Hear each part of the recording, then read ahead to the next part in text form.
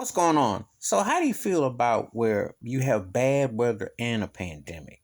And, be real. I'm not even gonna lie. I remember a couple months ago when I had around the holidays, I was screaming at the sky. I said, "You can't have a pandemic and bad weather. Like it wanted to snow and a pandemic. Come on now. Sometimes there's a lot you bearing with psychologically. But then I trip out about the people out here trying to get out here like they're going places. I'm like, where are you going? There ain't but so much places you can go, and there's so much limited capacity overall. I mean, like, really. A lot of these people haven't even learned how to cook.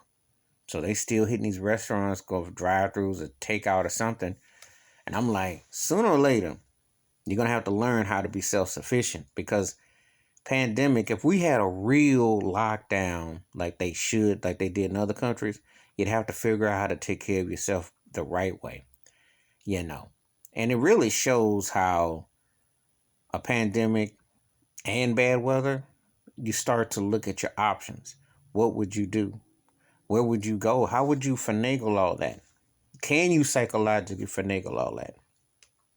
So I say you get all your essential groceries, you get all the essential things that you need, make sure you stock up.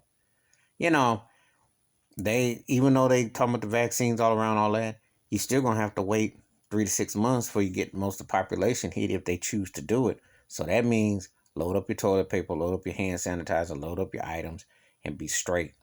Because there's no telling with nothing. This year is gonna be a wash. But then they have bad weather on top of that, and people can't really drive in no snow or something like that. They driving all they did the roller derby or something. They think that's a NASCAR or something. I'm like, look, if you ain't got to be out in it, why would you put yourself through that? But I'm just thinking the pandemic and bad weather, that's not the kind of mix you want. And tell you, 2021 is already looking even more bleaker than 2020.